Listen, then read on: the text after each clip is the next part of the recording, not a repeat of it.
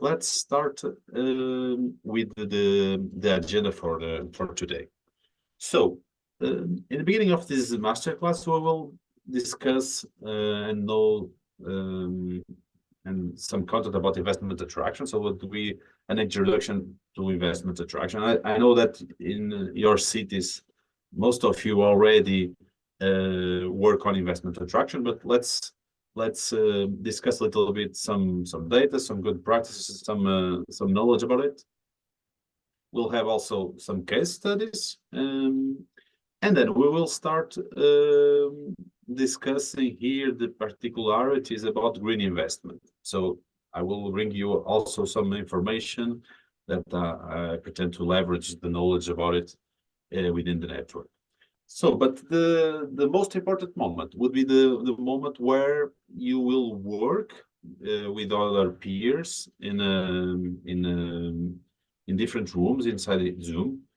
And the key discussion, the key conclusion about this masterclass are the recommendations for creating a value proposition to each city in order to attract green investment for the next period. So this is the key content of the masterclass.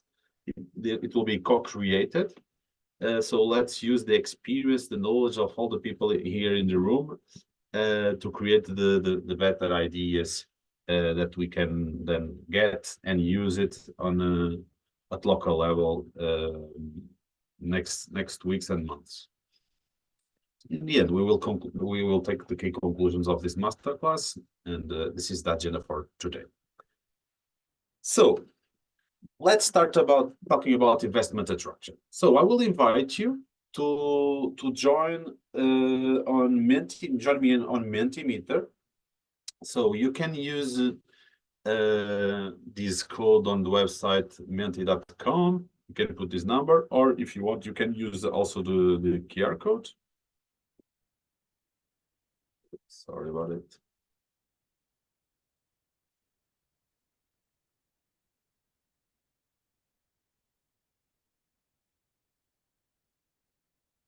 All right.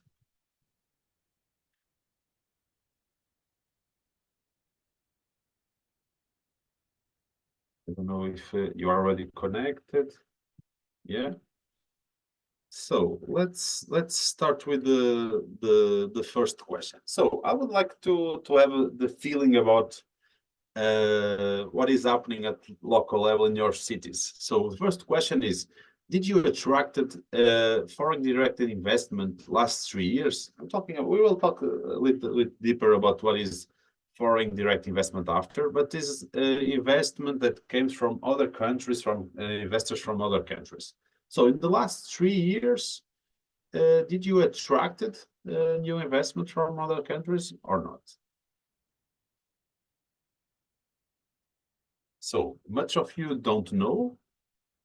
We already have 3 that expressed that yes, you attracted. So this is the overview of the reality of the cities that are participating on this masterclass. So the double say yes compared to the ones that say no, but much of you don't know. Actually, sometimes it's tricky to know if yes or not, and I will share my personal experience with that. Yeah, but it is good to have a feeling about the reality connecting with the investment attraction in the networks. So next question. So I choose 6 topics that are really connected with investment attraction. And what I would like to ask you is to classify these topics in terms of the knowledge, experience, maturity level that you have in your city in each of these topics. So 10 is maximum, is you are very experienced, lots of knowledge. 0 is no knowledge, no experience. So on this scale, I will invite you to rate yourself, the city, the knowledge of the city, not your personal, but as a city, how do you classify your city relating with having a good investment attraction strategy, having a dedicated and skilled team to promote and attract investment, city marketing directed to investors. So we are not talking about city marketing for residents or for tourists, we are talking about investors. Skill strategies oriented to investment attraction. Tax incentive system is attractive or not to investors, and also good infrastructure to host new investments. So how do you rate yourself? Let's see what are the areas that we are more developed, the one that there will be an opportunity to develop. So until now we have 6 answers. Let's do it a little bit. We need to reach at minimum 10. Yeah, we already have 10. 11. Good. So looking for these results that we already have, we can see that comparing with the average that is now 3.6, we can see that in these 6 characteristics, what we are especially good is probably on infrastructures. So this is a kind of a trend. So sometimes cities they focus on preparing infrastructures, but sometimes this mission of attracting investment, sometimes it doesn't result because of the lack of investment or the knowledge in other areas. So this is something that is really interesting. It's almost the double of the second one. But the most weakest one are city marketing directed to investors, and also having a strategy. So this is nice graphic to have in mind. Let's continue. So other question that I have is, do you consider that your city is prepared for the competition for attracting especially the green investments? How do you consider yourself? Yes, no, don't know.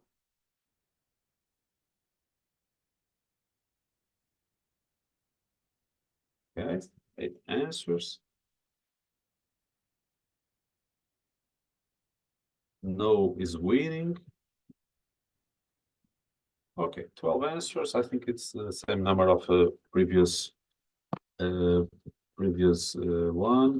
Okay, so we can conclude here that at least 2 cities, or I don't know if it is the same city because different people from the different cities are participating, but 2 of you mentioned that you consider that you are prepared to attract green investment. That is one of the topics of this session.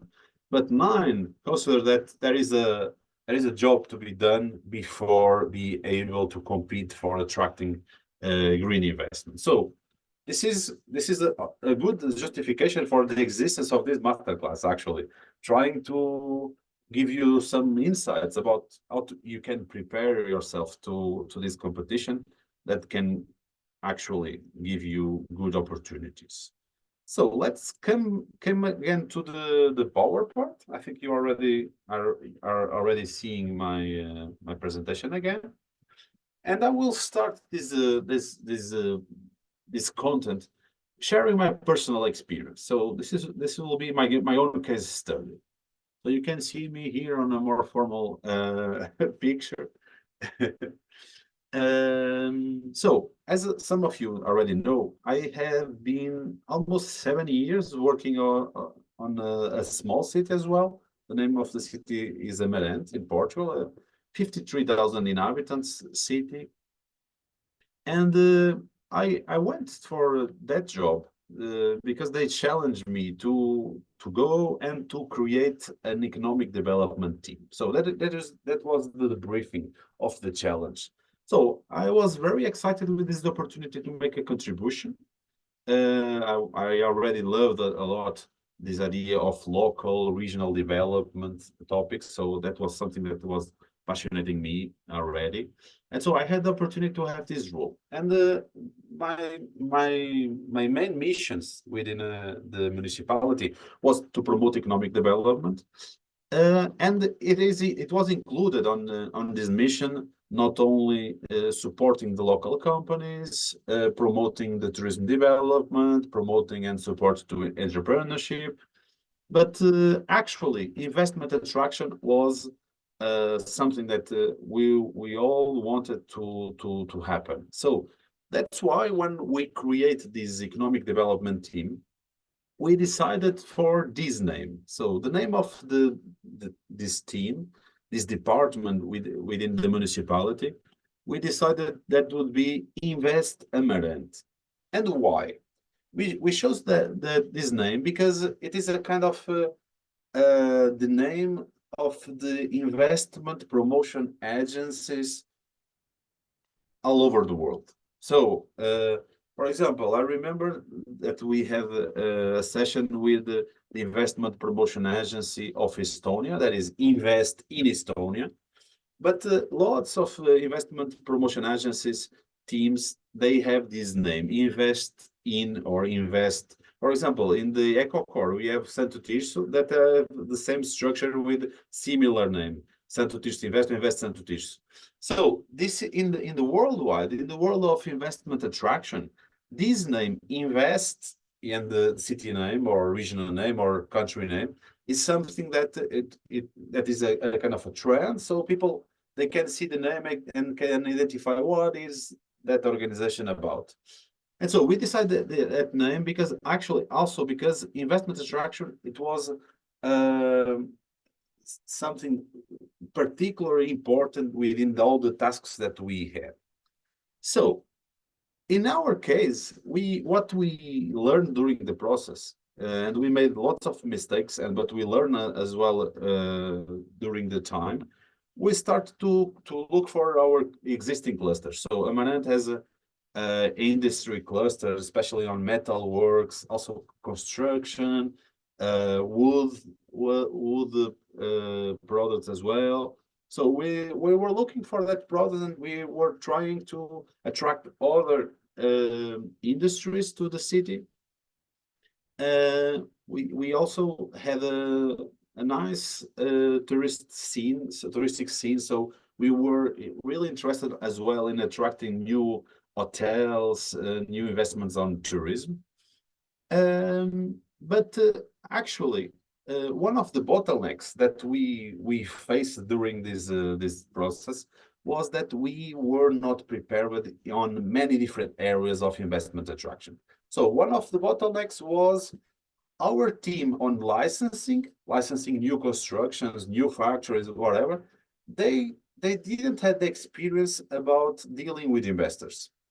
And that was a tough question for us because when we had legal doubts, it can stop our process of development or stop ourselves on trying to help an investor because of lack of skills and afraid of not being on a legal pathway.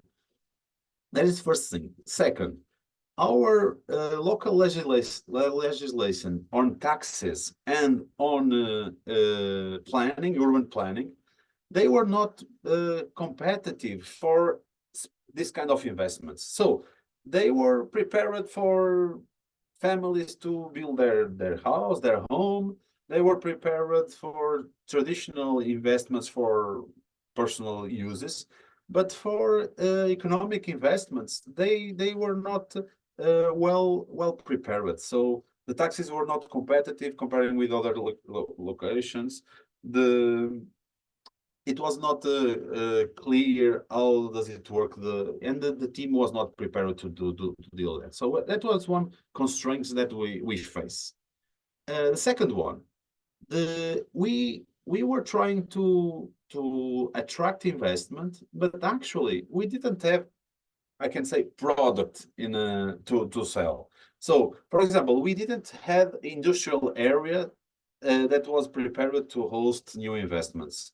So it was a really tough point for us because, for one hand, we were on this mission of attracting investment, but on the other hand, we were competing with against cities, territories, and some in Portugal, some in other countries that had good infrastructure, good conditions to host investors. So, and that came other learning that I get from this experience was the sense of time. Time is a master thing on investment attraction. So when you are trying to attract investment, sometimes your results will be in years, not in the next month, not in this year probably, but in years. Because you will need to look for yourself, for your local territory, and identify what are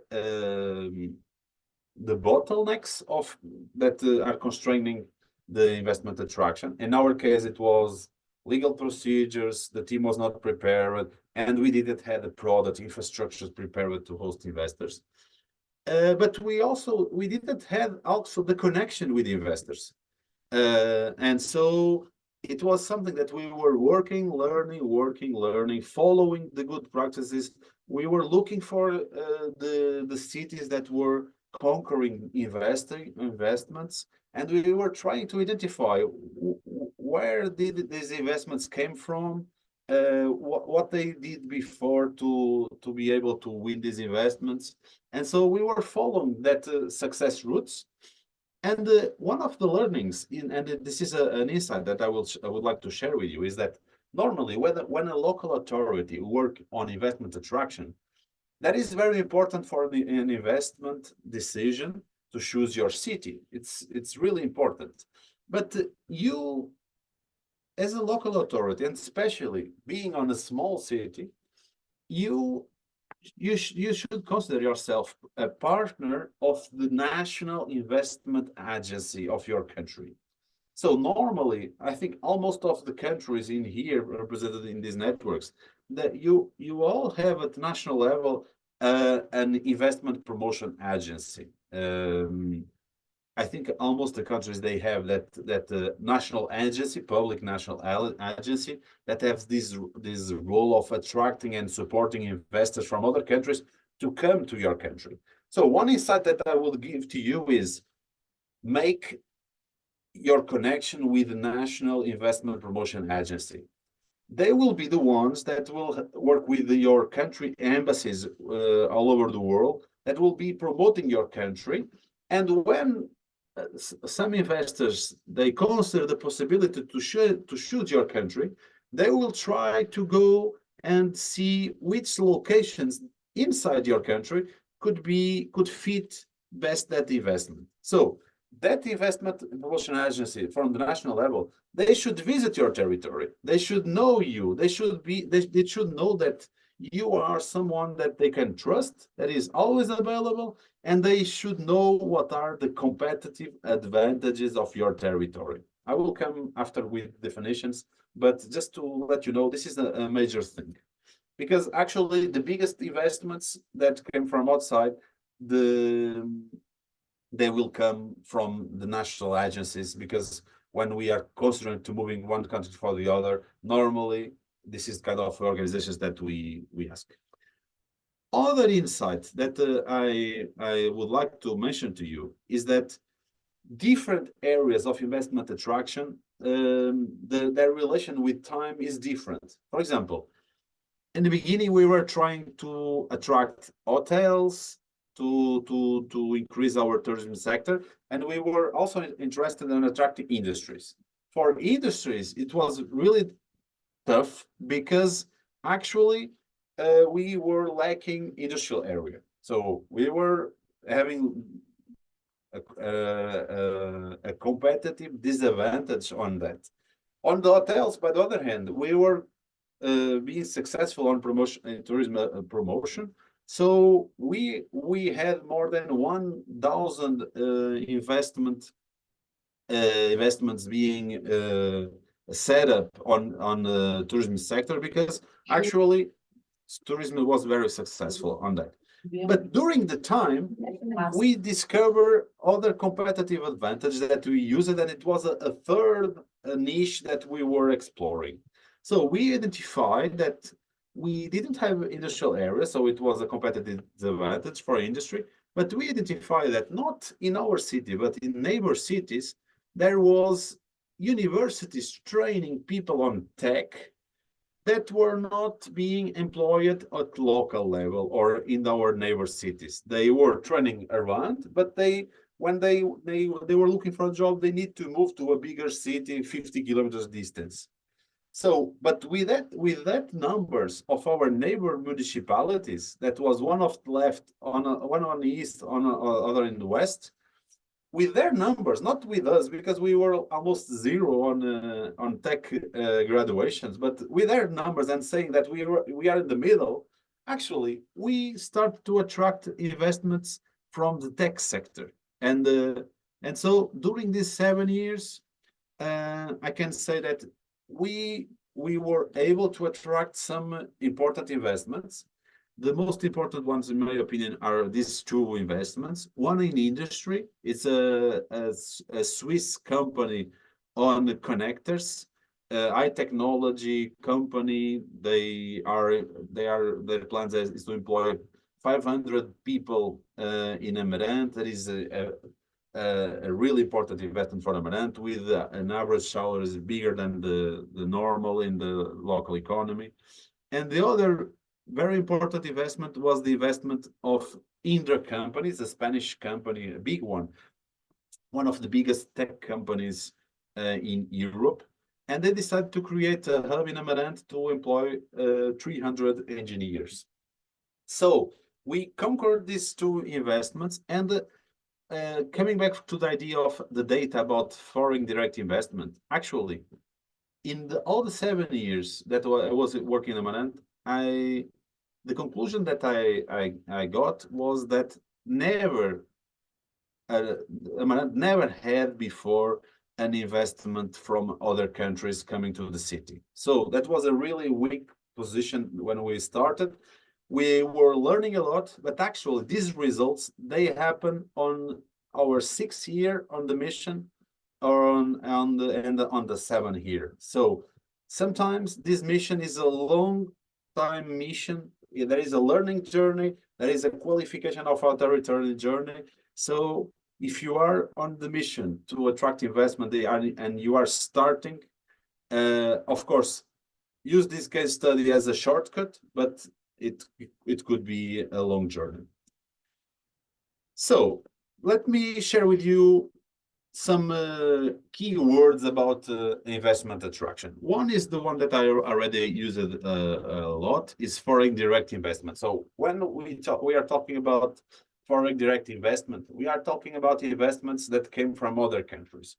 Of course, the most important investment, in my opinion, is the investments of your local companies, because your local companies, if they are in a position of scaling and increasing their operation, it's really important that you are their partners on their scaling process, and they are already rooted on your territory. They already created value in your territory. So that are the most important ones.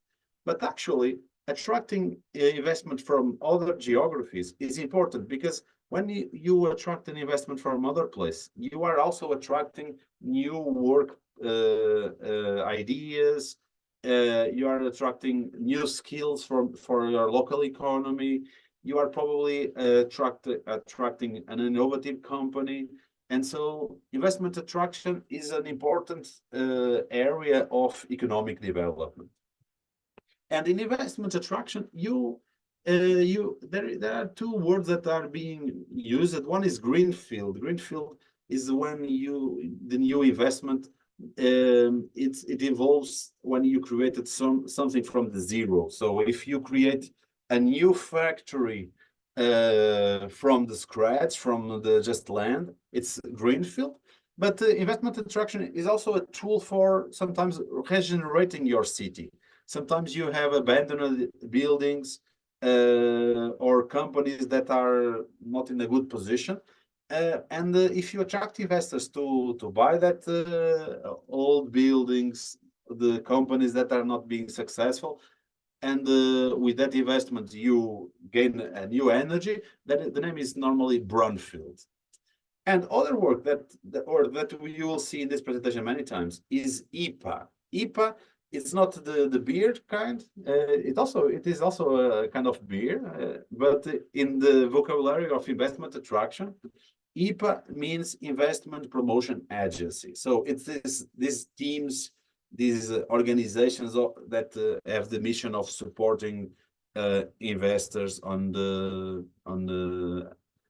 their investments and on promoting the territory as a location for the investment. So if someone has a question, I will have a specific moment for a larger discussion, but if someone has a question, please just unmute yourself and make an intervention, please. So, but as I said, attracting investment is one of the areas of a broader mission of economic development.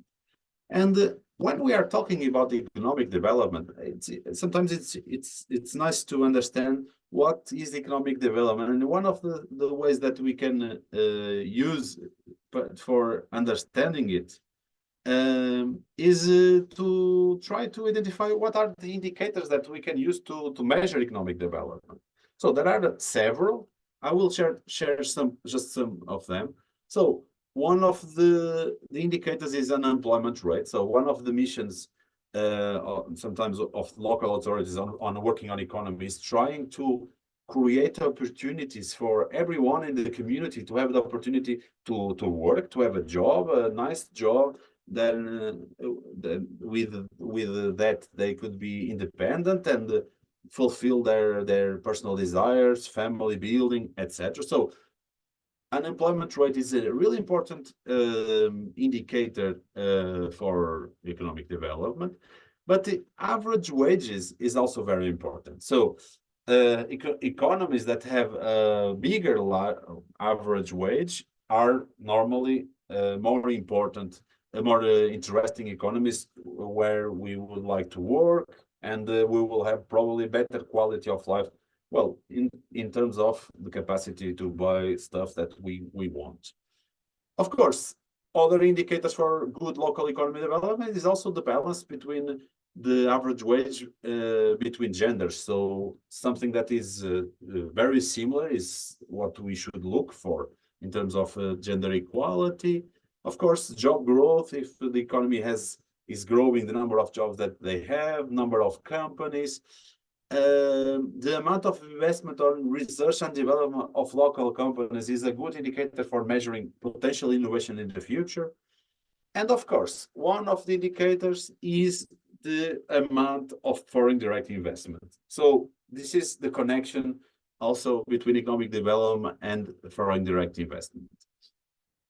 And there is a concept that I would like to share with you that will allow you to understand some of the discussions that we will have during this masterclass. We can classify companies on two kinds of companies or businesses. We can identify ones that are the local economy companies, the ones that are selling products or services to the local market, to the people that live on the city. But there is also another kind of company that are the ones that are exposed to international competition. So these companies are the ones that are exporting, that are the ones that are producing goods or services that will be sold to other markets. And so that companies, they are not competing just between them and other local companies, but they are competing in terms of global, sometimes in the global scene. And this classification is important because, and we can see here the United States data, that when we are talking about employment, the companies that are working on local market to serve local needs, they are responsible by almost 2/3 of the total employment. So if in your economy there is lack of employment, the local businesses, they would be a good answer to that, okay? But when we are talking about income, actually, the traded economies, the traded companies, the ones that are exporting, they are exposed to international competition, they have the same income with less employment than the local economy. So in terms of economic relevance, it is almost the same. But when we are talking about innovation, and the number of patents is one of the indicators of innovation, we can see that almost all the patents are on these international competition companies or businesses. But this is especially important because actually, normally in this traded economy, it is where the bigger companies are also located. They are normally on the traded economy. And this is critical for prosperity because the bigger wages normally are on these companies. So, of course, connecting this with investment attraction, you can attract investors from other countries that come to your city, and they will just be there to sell to the local market. For example, if you attract a supermarket from Lidl, it is a German investment, but is not a traded economy. Is they will come there to sell products to the local market. But if you attract a factory that will export, this is the traded economy. So a good economy is an economy that combines both of these kind of companies and businesses. And normally these traded ones are the ones that could be the focus of your investment strategy, investment attraction strategy. And this is really important because this graphic is a graphic of other network of URBACT, the one that I'm working with, and the name is Residents of the Future. And in Residents of the Future, we made a comparison between the average salary of our city, as you see, we have in common with EcoCore Alba Iulia, but we compare our local average salary, not with the Finnish average salary, but we compare with each country average salary. And according with our cities, the cities that were participating in this network, all of the cities that are all small cities, they have all less than the average salary of the country. So we didn't compare with the capital city. We compare with the average of the country. And comparing with the average, all of them were less than the average of the country. So this is also an highlight, and it's a yellow flag to remember us that as small city, we should do something because this represents actually a weakness on retaining residents. Especially, it is a weakness to retain talented young people that sometimes they can consider to move to other cities because they were looking for the most interesting and attracting job opportunities. So attracting investment, this is a shortcut for having a new skill set on local economy and also to promote a more innovative economy. So attracting investment, especially international companies that came with new work practices connected with international markets, international value chains. It's important also to increase the average salary, to have new job opportunities, especially qualified job opportunities that can be satisfactory for, especially for young, talented people of your cities. Other reason to attract investment is to prevent that your economy is resilient. We had 3-4 years ago with COVID an experience about what is resilience. There are some cities that are focused on tourism, for example, that with the COVID and with everyone stopped at their home, they experiment this disaster of stopping heavy economic activity. People were losing money, business were losing money, and the cities that have, like for example, tourism as a small cluster, economic cluster, they resist much better than the ones that were totally focused on just tourism, for example. But we were talking about the example of tourism and COVID. But for example, I remember that in my home area in the 90s, my home area, it's nearby Santo Tirso. Santo Tirso has an important cluster on textiles, but I remember that it was much bigger in the 90s, but because of the international trade laws that were approved in the United Nations and the International Trade Organization, with the openness of the market to the Asia, the textile, they move a lot of the production from Portugal, in this case, to Asia, and lots of people, they lost their jobs because of these international law changes. Wars, they can create these problems, economic crises, etc. So resilience is important to have different clusters, not all of the economy in the same cluster. This is really important to resist to extreme conditions that could happen and could have a big impact. And talking about the economic resilience, of course, the diversification of industries is important and it's something that you can get from investment attraction.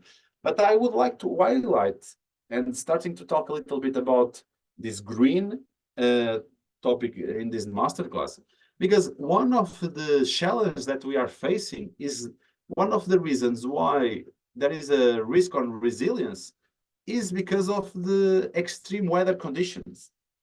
So the climate change is increasing the number of times that we have extreme weather conditions, and extreme weather conditions is a risk for the economies, and it's one of the reasons why we should be prepared and to be more resilient. So environment sustainability, the readiness for climate change is a competitive advantage for future economies. So this is a mention that I would like to express here.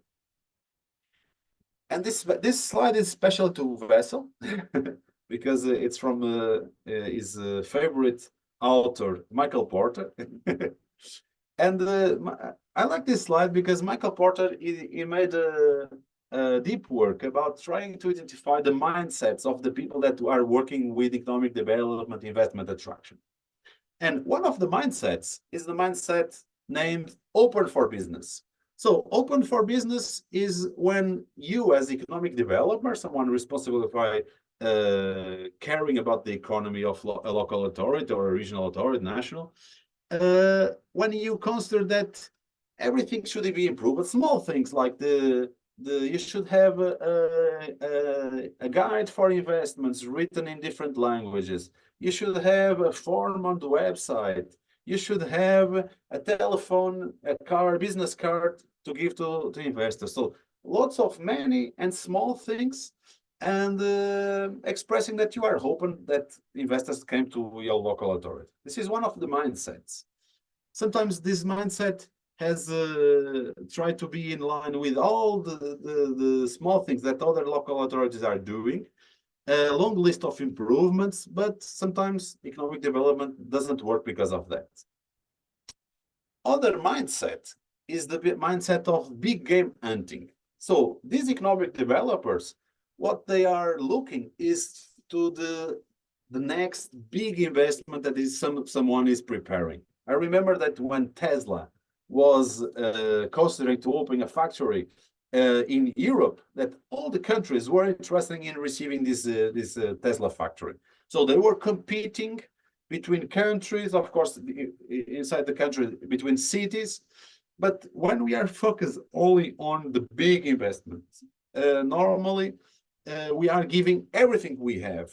So taxes, no taxes, subsidies, yes, we give subsidies. So normally these territories, it can be countries, can be regions, cities, they give everything they have in order to create the better conditions for the decision of the investment to come to our territory. This is strong competition. The ones that win, of course, they win a big investment that could be really important. But if our local economy is focused on one big investment, this is a lack of resilience. Don't forget.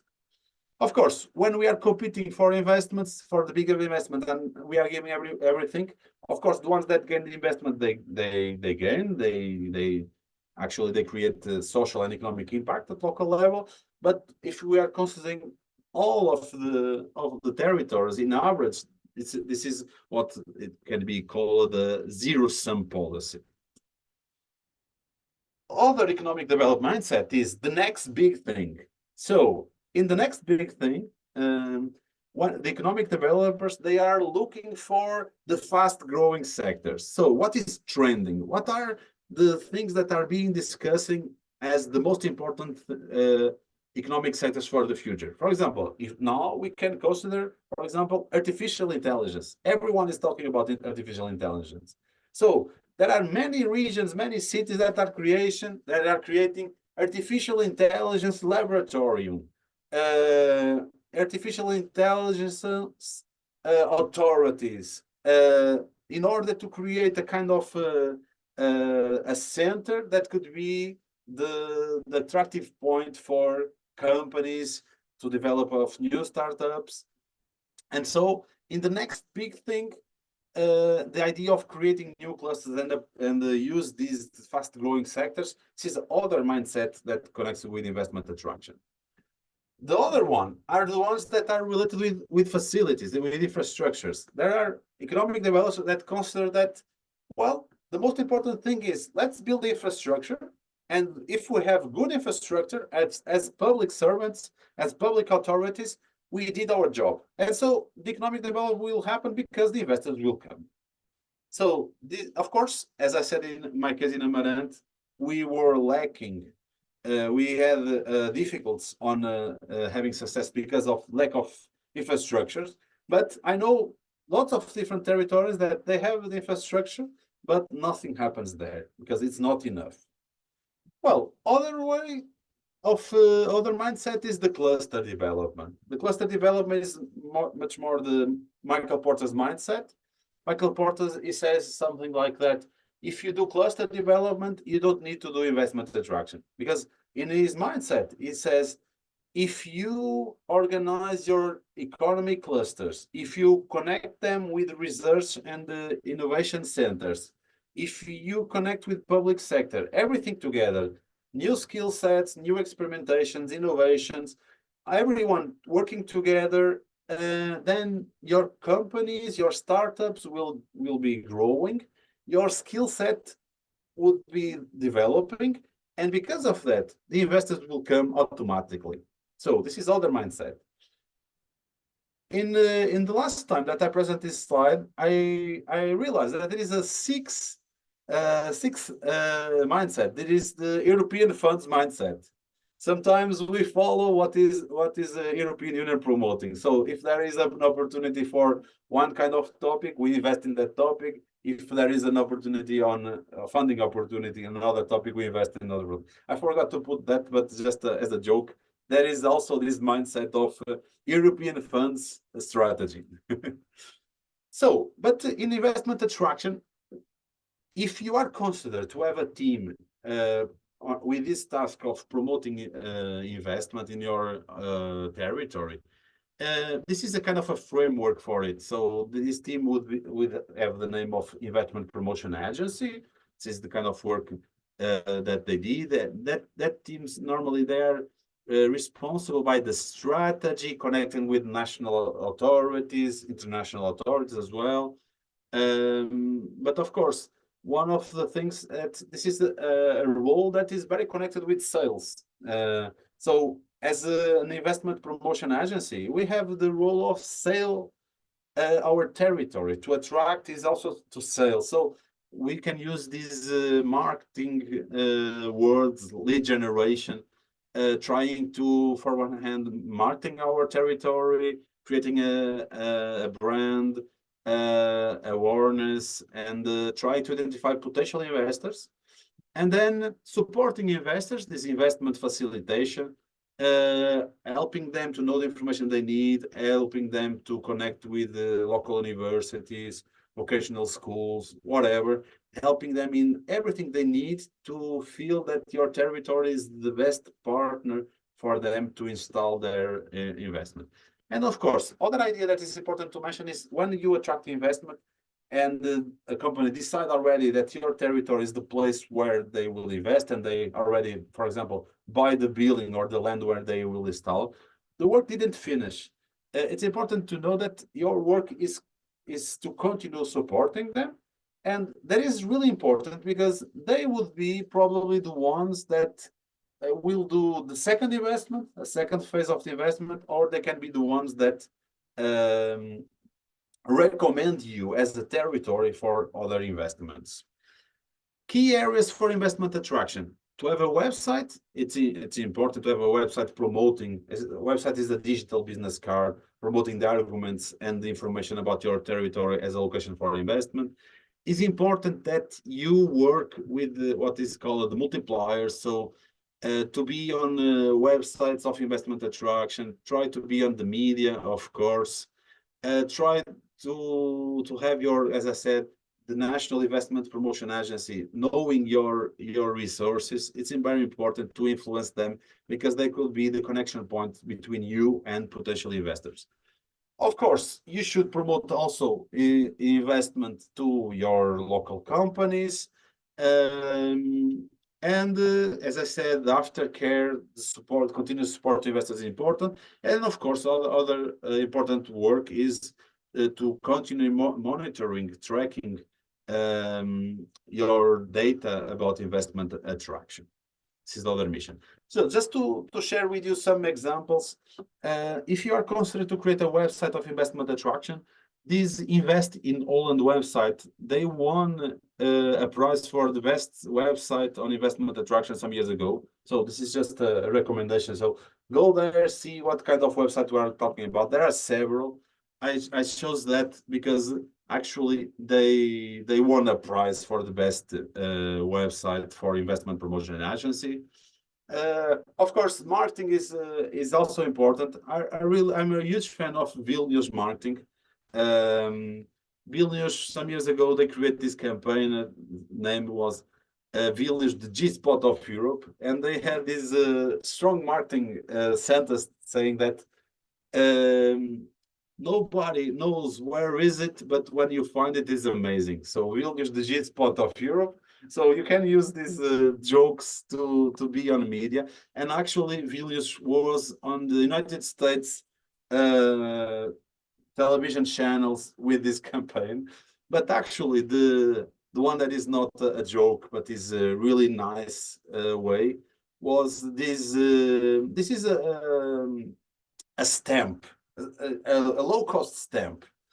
And what they did was they were promoting their tech cluster in Vilnius.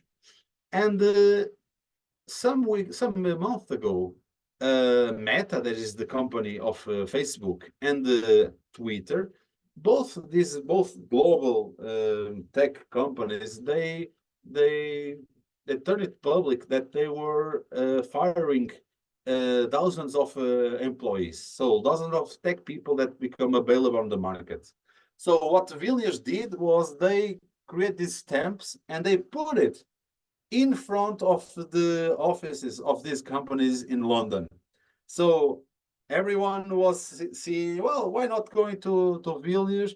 But everyone also put it on social media, and then the traditional media also catch the story and share. And so they had earned media return with this campaign that was really nice. And remember people that Vilnius as a tech cluster, and they are welcoming people to join.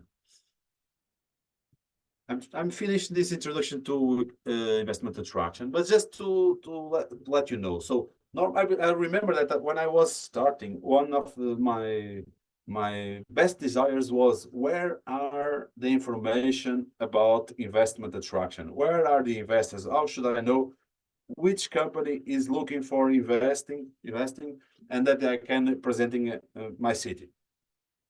So there was a study that was collecting where did the investors get the idea of the location for their investment. And the most of them, they said that dialogue with the peers, so other investors, other business people, was the most common one. Business traveling was other one. Articles on newspaper and magazine was also important. meeting the economic development organizations or investment promotion agencies was really important. So my tip about meet your national agency of investment attraction. Of course, online source, word of the month, of course, very connected with this, rankings and surveys. So you can see here the in average the sources where the investors they receive recommendations about where to install that investment. So with this, you can also have ideas about what should you do, what could you do to be on the top of the mind for investors.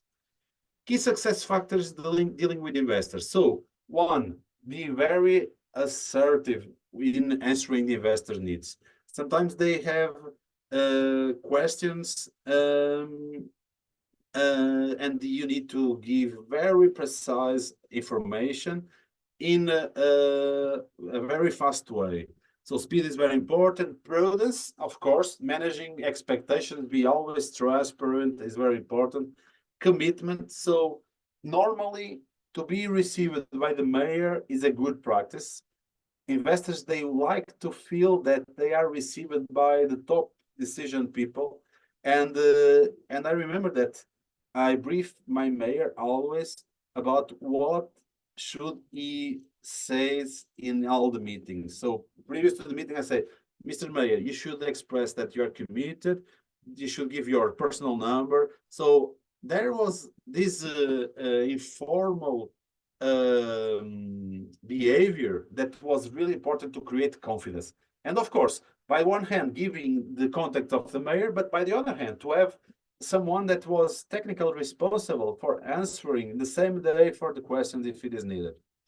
And of course, confidentiality is very important. So there was lots of investments that were cancelled on different locations because that was lack of information. Sometimes when an investor decides to go to your territory, sometimes it's a new investment, but sometimes it's moving an investment from one country to the other. And so this is sensitive information in their home country sometimes. So this is confidentiality is really, really important.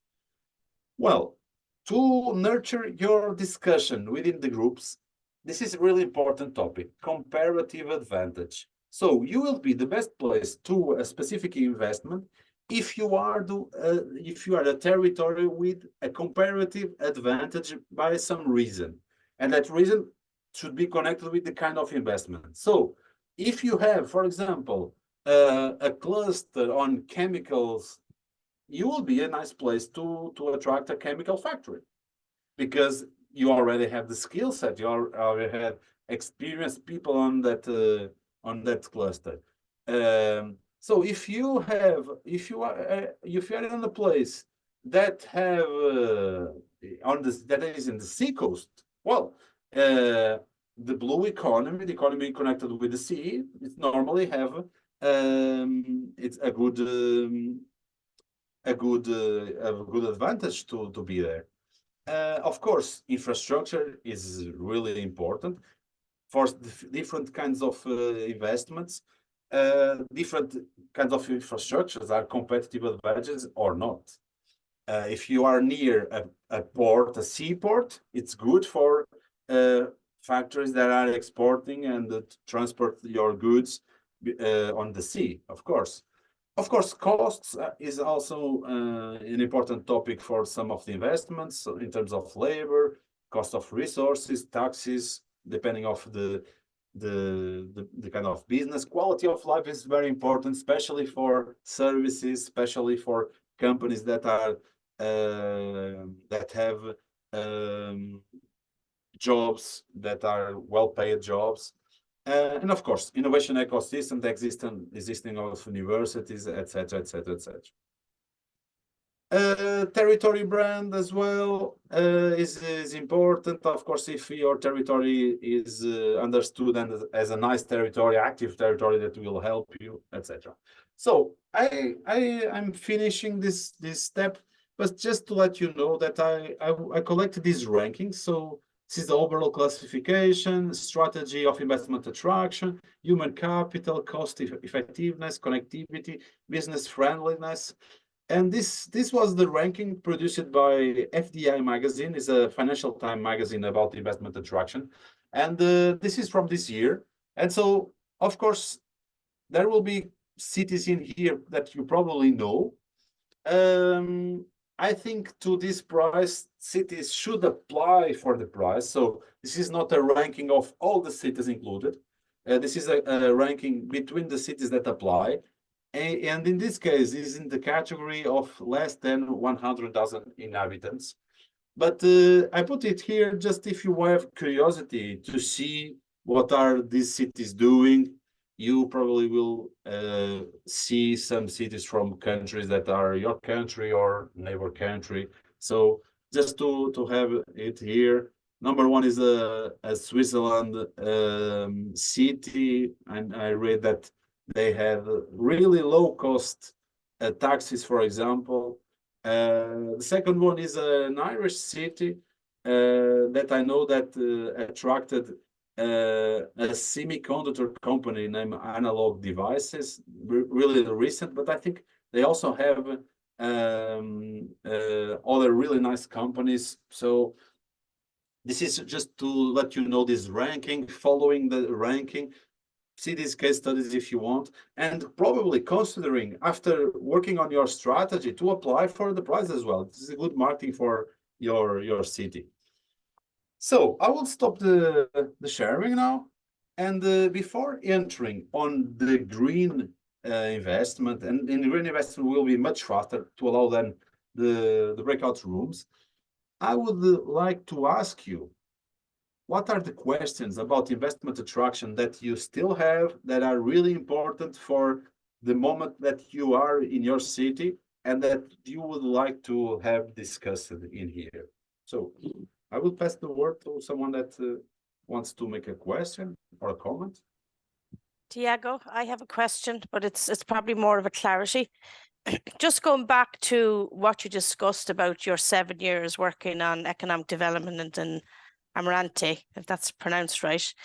I might have missed the crux of how you actually achieved the investments, because what you said was you had bottlenecks, like you didn't necessarily have the expertise in economic development. You didn't have infrastructure in place. You didn't have a product to sell. And then I kind of went from that to you had discovered that there was skills all around you in municipalities, which it was that the crux, that was the investment piece for the businesses to come to Amarante, because you discovered you had a skill base around you. Yeah, that was the most important thing for creating a tech cluster, and especially for the second picture of the Spanish company Indra. That was the reason for them to come. Because they were from tech sector, and what I mentioned was I discovered the tech people that was graduating in neighbor cities. So okay, so you were able to tap into that investment. So skills was the ultimate attraction piece for the investment then, the availability of skills. Yes. For the tech sector. The tech sector, yeah. And what about the other industry? Yeah, the tech sector has a characteristic. He answered very fast. So to open up a business and on your territory, on the tech sector, it is very fast because they just have to take the decision. And normally they don't build a building. They go and they rent a place where they can install. Normally factories, they build the building. So the process of deciding architecture, licensing, investment on facilities, and then open is like 3 years at least. But in tech sector is much faster. But for example, even for tech sector, that they need is an office area. It was important because we created a role in our team about like human resources support to companies. I had a colleague of mine that was expert on human resources, and she was supporting the companies on finding the best people to be hired. And she was creating a network of people that could be recruited, people from the region for that company. So that was really important. But as a small team, a small city, without tradition to have bigger offices, we didn't have the infrastructures as well. So I don't know if you remember, but the picture, and then you will have the presentation, the picture of the tech company, the space is really high because that building, it was an abandoned swimming pool. So we had to convert an abandoned swimming pool to become their office. Of course, the architecture of the office now is really nice because it's a really strange architecture. But it was, imagine, it was much more difficult than being on a city that already have office areas. That will be much easier. But because of this, the project was delayed 1 year because we need to adapt the space. So this is the not prepared territory for investment. So it was even harder to have that results. In terms of industry, what we got was we identify an area that was already flat. The Amarante is very hilly, but there was an area that was already flat because it was a project of a local company to create there a big factory. So they have like 20 hectares of land. So it was a large area, but it was abandoned. So we identified as that area, but it was too expensive for us to buy it, and I didn't have at that time the commitment of the mayor to do such an investment.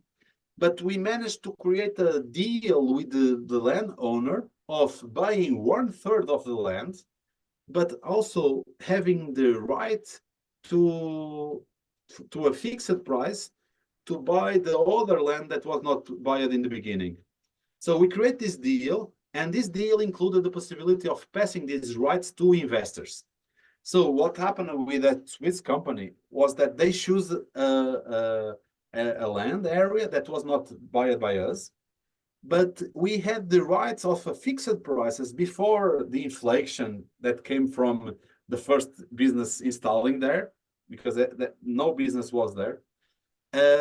Because of this deal, we were able to pass these rights to the privates, and they decide to go there, and we commit to make the connections of water, electricity, sanitation, etc. So it was difficult to have their decision because the investor came and said, no one is here in this area. It was also in a rural area of the territory, but no business was there. I think they like a lot the location because it was connected with highway. We also had some tax incentives that were relevant. And I think because of them and because of the level of service that we gave them, they decided to go there. But it was really risky because it was much more easy for them to decide to other place where they could have neighbor companies. They would be much more confident.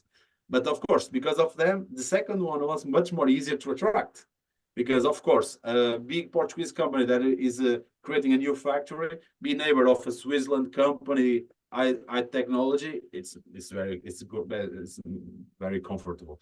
But it was, we had to identify alternative strategies to deal with our weaknesses, and we were able, but it was not easy. Actually, it would be much more easy if we had the product, if you have industrial area organized with good connections. When the Swiss company decided, they didn't have electricity connections, water connections. They decided based on the trust of our commitment to do that on time to connect with the factory they will build. Any other questions?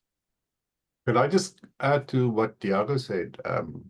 I just want to say there's something called fuzzy geography or fuzzy logic, which means that you are not confined by your administrative boundary of your city. And Tiago used fuzzy logic for attracting tech companies. We had an example in Ireland of a city called Kilkenny. It's not a city, it's a big town, but in its marketing of the city, it said it had a port and it had an airport. And we all that live here know Kilkenny doesn't have a port or an airport. But they cleverly said 90 minutes from the city center is the airport and the port, which is true, but that's in another place.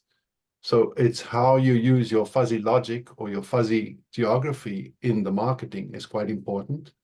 And the other point I just want to make is the point that Tiago made about looking at the strength of your city as a point of start, or where you start with your economic development. One of the most important things is to see dereliction as maybe a strength. And you used your swimming pool as the example. In other words, see the value in the brownfields necessary, not immediately looking for the greenfield, but seeing what value you might have in the brownfields. And Richard Florida was kind of seen as the guru of urban development when it comes to comparative advantages between cities. His latest publications say that he's kind of contradicting his early publications, which said it was all what was called the superstar cities that have the creative classes that attract all the investment. He's now made a new analysis, which says the cities of the future might be smaller cities, which are quicker to change, and that the quickness of responding to change is now the big factor or the big KPI. And that smaller cities are much more, let's use the word nimble or resilient. They can change quickly, they can adapt quickly, and that the previous condemnation of small cities as well, you know, you won't have a creative class, therefore bad luck. He's changed his mind on that, just to mention that as well. Thank you so much, Russell. Really nice contributions. I do agree totally. Any other comment, personal experience that you want to share? Tiago? Yeah, Eva? I'm just thinking about what you've been saying there about, you know, the competition, the FDI magazine, and you know, the articles and stuff like that. You know, there seems to be real value there in terms of identifying our key strengths and marketing and things of that nature. Is that something that Amaranth did, or that you have experience of, where you targeted particular publications, you know, to try and raise the profile of your city and get known? Is that something you did?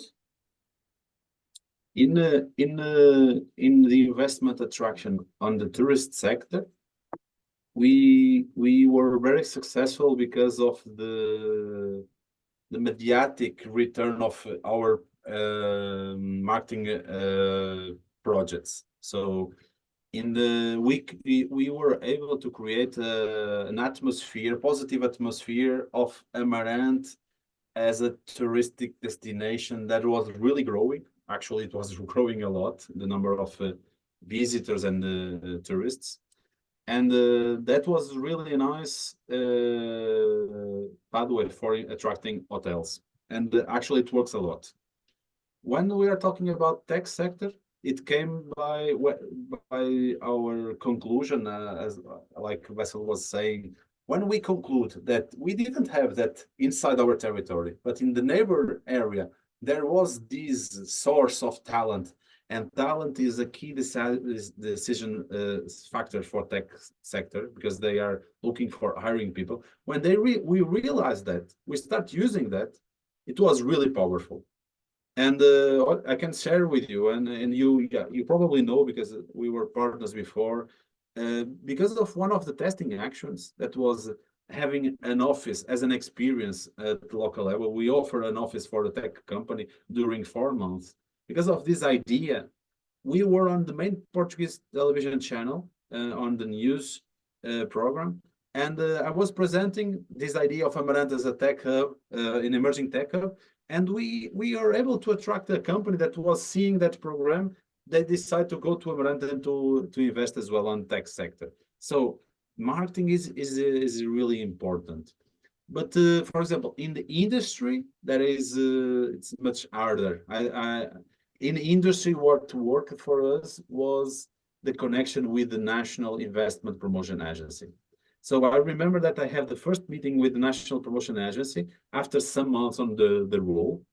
And I asked my colleagues, I asked the mayor that was already in the role, 2 years ago, for 2 years, I think. And they said that they never received any ask from the National Investment Promotions Agency. So we were not on the radar. The first meeting, we present ourselves, we present our territory, our competitive advantages, our characteristics, and we wait some months and nothing happened.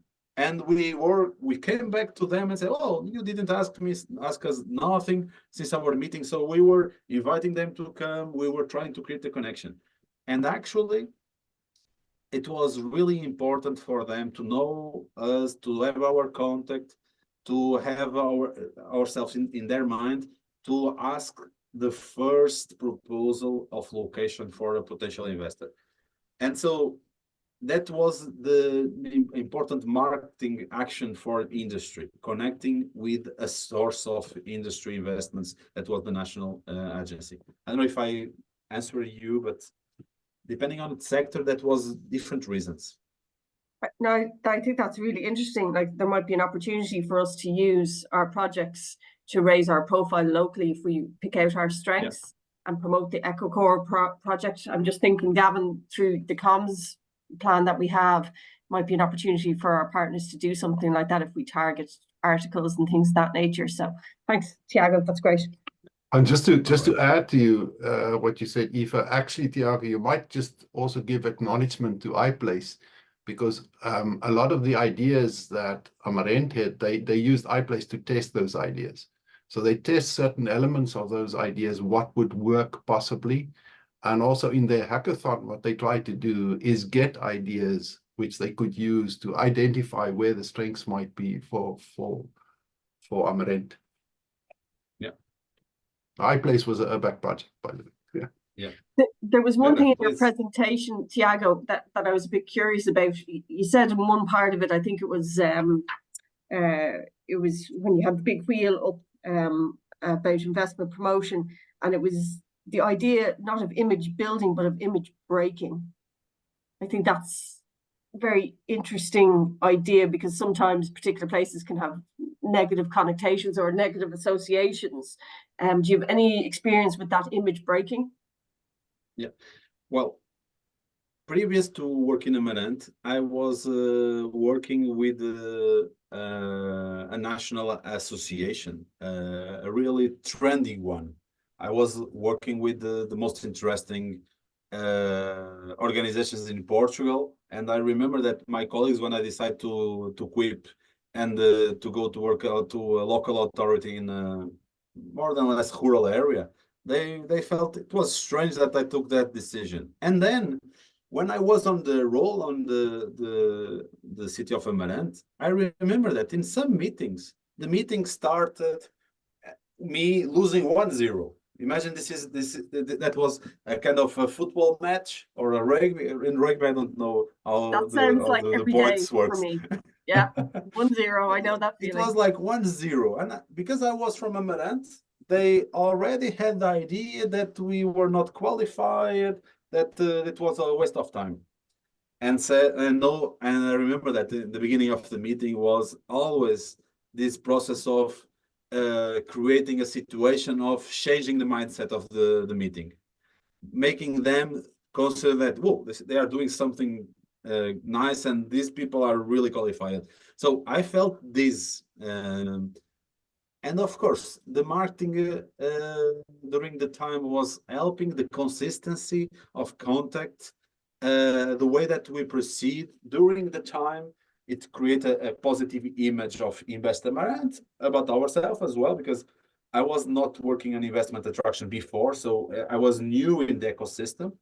But with consistency, with resilience, with the entrepreneurial mindset, you can create a new idea about you. And of course, we created an investment promotion video that was on social media, etc. We create an investment promotion magazine in 2 languages that we were sending to their address for embassies, for universities, investment promotion agency, all the people. Vessel as one example. I also have here some. So each year we publish these magazines. These magazines were in the rooms of the 5-star hotels in the city. where potential investors are in our territory. So we were sending this to influence what was called in the previous slide, the multipliers. So we did everything to create a positive atmosphere about Amarante as a place to investment. But actually, for the three sectors that we were focused, I already mentioned what was the most successful ones. Of course, these small things, they all help it somehow, of course. That's Vera, great. I see you have your hands up. Yes, I would like to share also our experience. Like Tiago said, is very important the connection with the agencies and with the embassies and with all the people that works in economic diplomacy, because if they know our work in municipalities, they will share it in the meetings and with the enterprises that they know that want to come to Portugal. And this communication is an indirect communication that we do with these partners, is very important to put the municipalities on the map of the potential spaces to invest. Other important thing, like Tiago said, is also we share what we have in our territory. So we should have, we can say, a publication that could be in paper or also and only digital, but that you could share with some industries, some companies, some associations, national and international associations, with the partners that you have in projects like this, because is the way to give information about your territory. And also is important the connection that you could have with the universities, with the technological centers, and also with the professional schools, because if it is an industry that wants to come to your territory, they will check with you if we are in a place that we have professional schools and people with skills to work in that kind of industry. If there are people, if that we have people with engineering courses or another kind, is also very important, because most of the times these companies want the people that works in the factory, but also the high level people that has a master's degree and other kinds of graduation that could enrich the project that they have. And what is very important also, and our experience here in Santo Tirso said that, is the facilities and also the work that the municipality do with the people that wants to come to invest. Because like you saw here in Santo Tirso, we have some enterprises that come from another countries.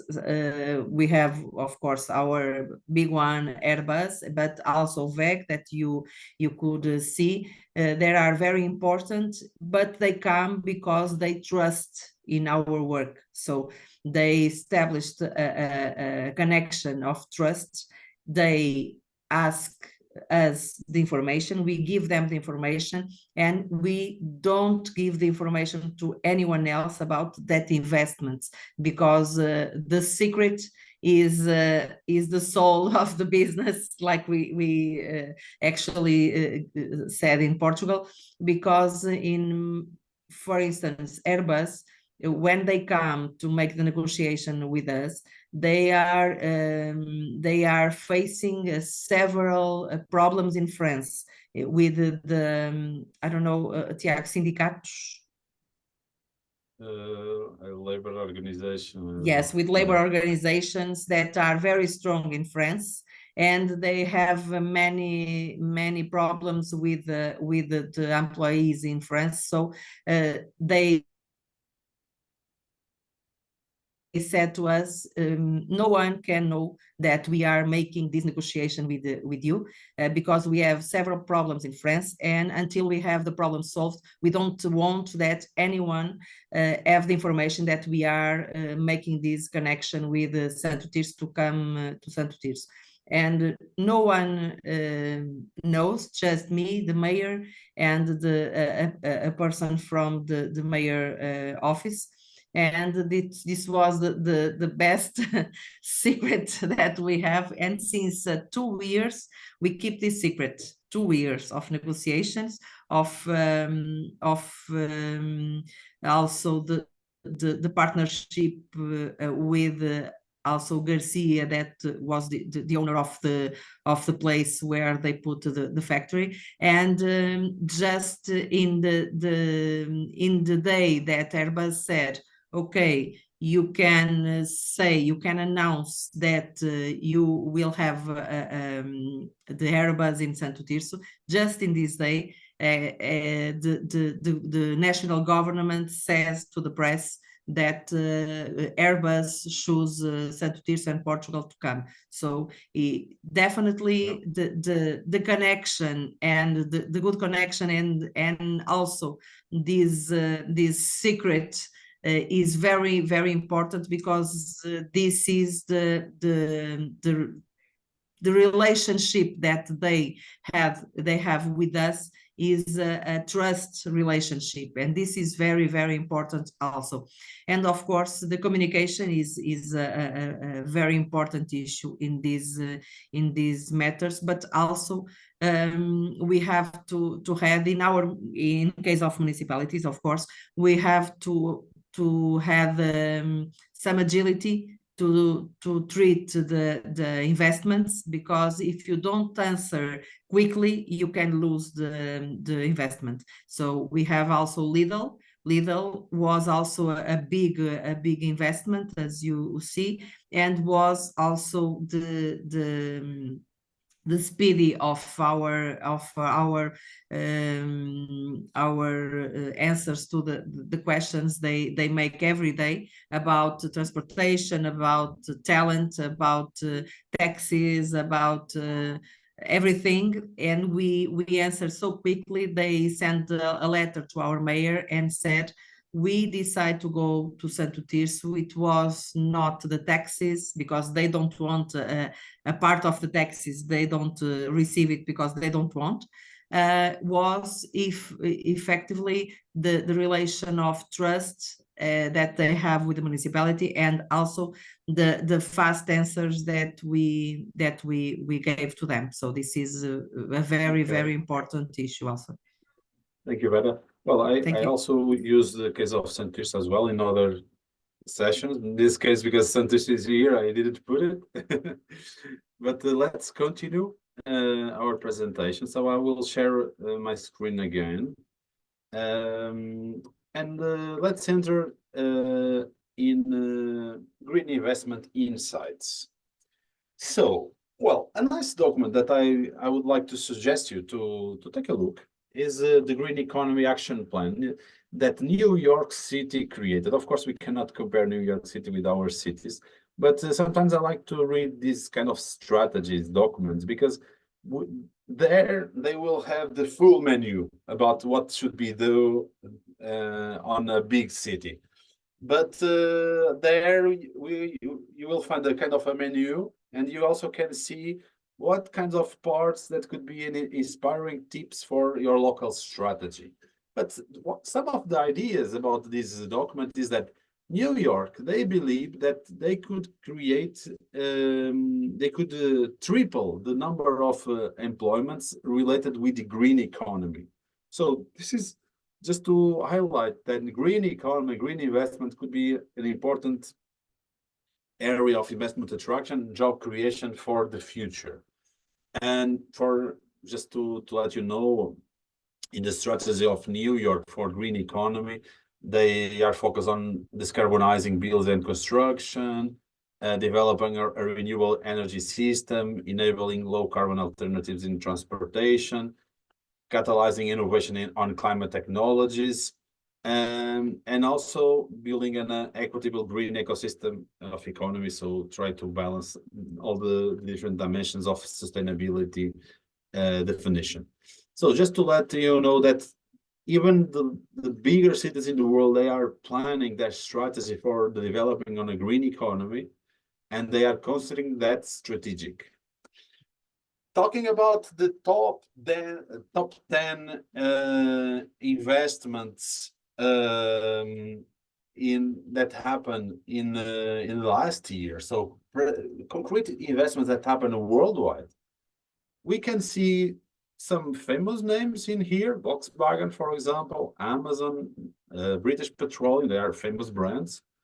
But we can see that in terms of the top 10 investments worldwide, we can see that batteries, it's a major thing. We can see that 4 projects in top 10 are on batteries. Still, some investments on fossil fuels, of course. Renewables, they are also on the top 10, and actually is the third top investment.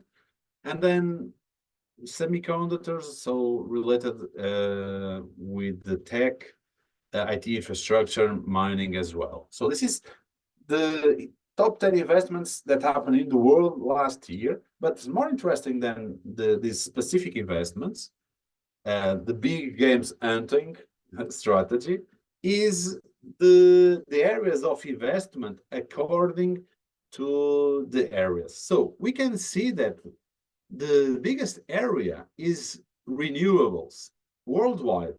The top sector of investment attraction last year was renewables, including hydrogen, emerging tech, wind, biomass, solar. We are talking about plants for producing energy, but we are also talking about plants for producing the solar panels, the wind turbines, all of the techs and the instruments that allow the investment on the production of renewable energies.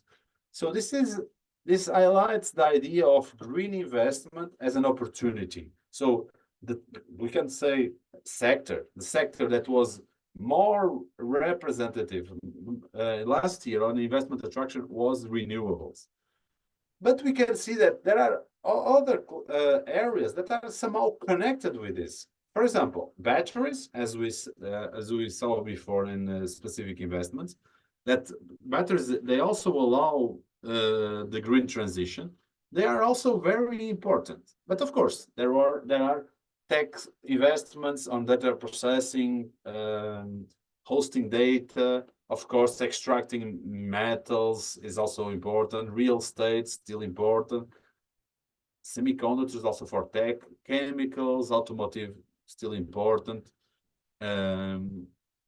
Transportation. So this could give you an idea about the sectors that are investing the most. And the good news for your project is that green investments, they are now a good trend.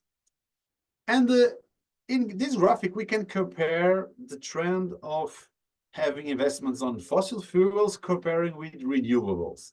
So 20 years ago, almost all the investments were on fossil fuels and almost nothing on renewables. But during the time, and some years ago, it was the moment where the number of projects, the total amount of investment on new plants and greenfield on renewables was similar than fossil fuels. But since 2019, renewables are winning by a large difference comparing with fossil fuels investment. So the green is a trend, use it in the best way.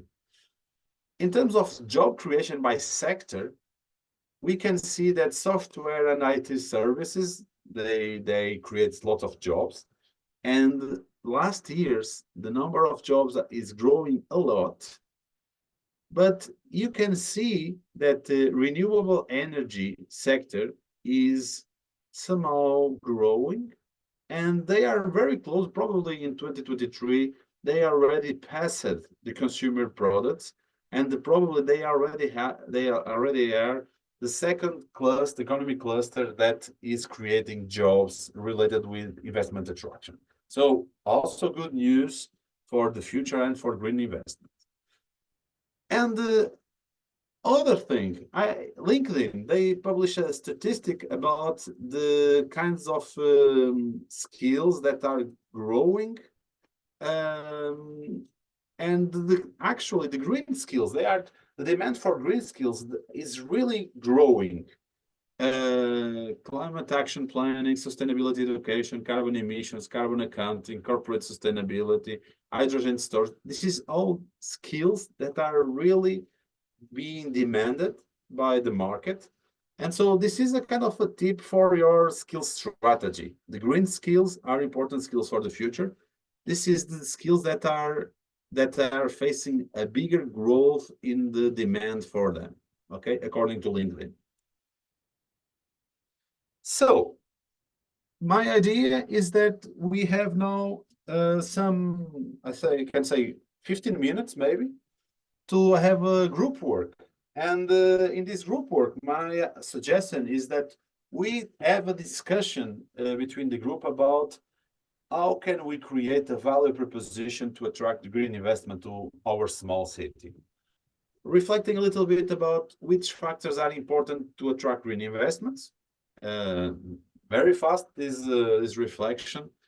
What could local authorities do to be competitive to attract green investments? This is a more important question. And the third, if you have time, what testing actions could be implemented to test the attraction or the attractiveness of green investment to your city? What can be planned at your local level? So please take notes about these questions. We will divide the groups randomly, and please have your 15 minutes discussion.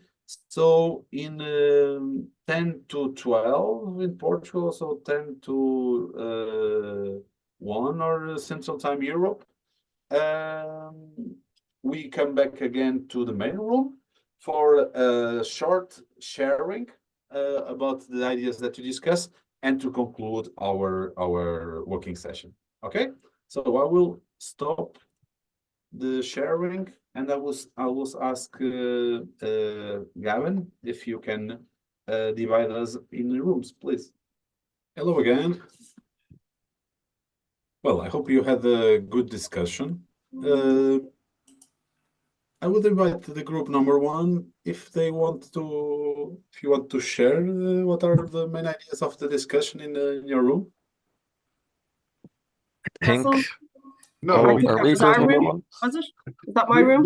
we are keeping our information to ourselves as a competitive advantage. All right, It's all right. confidential. No, I think not the in spirit. our case, Tiago, we had a very good contribution from everybody. There was a sense that it's a lot of information in your presentation, but it's so many factors to consider and to digest. And Aoife suggested that surely from your presentation, there should be a lot of examples for the project to try small scale actions or to test ideas in the project and take those factors and work with that. And then we went and we looked at a few factors, and Ana Maria was saying that it's quite important to know that some cities which have a very strong tourist connected single not that diversity in their local economy, for them this is hugely challenging to attract new investment and to look at the green side of things. In her case, she said, well, we have the land, we have the location next to the airport, but that's where we are, and it's now to really develop a strategy from scratch from there for them to start the diversification. But the interesting comment came actually from Vera, and what Vera was trying to explain to us was, I think I started with, we commented on that graphic that you showed us, where the most important investment promotion strategy was the peer-to-peer, business-to-business interaction. And then Vera gave a practical example of how Santo Tirso here uses this peer-to-peer interaction, and that it's a main part of their investment promotion strategy. And she used examples of going to Berlin, and then also making sure that all their promotional materials are translated into main languages for the places where they go, and how that goes with them. And I think to a certain extent, the contributions in our group was, in addition to some of the things that you've pointed out, what I took from it was that a city cannot do everything. So you need to start somewhere and then become good at what you do, rather than trying to take every KPI and do something on every KPI. Yeah, that's a really good thought. Group number 2. Bit difficult to follow Vessel, but I'll try. For factors that are important for green investment, the first thing that came up would have been skills, the skills of the local population. And that also led into what local authorities could do. They could collaborate with colleges for offering courses and training on green skills. I know at Fingal, we have a skill strategy, which one of the subgroups is green skills, which is working with companies in that kind of area on developing skills in the younger generation. Also, marketing and branding would be a very important factor in attracting the companies or investments into your area, as you had touched on before. I think Jose mentioned the green energy mix. So companies might want to see that the energy that they're being provided isn't solely from fossil fuels. It might be from other renewables. For ourselves in Fingal or in Balbriggan, it's plans that wind energy will be off the coast of North County Dublin, and that's going to be landing hopefully in Balbriggan, just north of Balbriggan. So potentially that could be something that we could use to advertise to companies that might invest in Balbriggan in the future.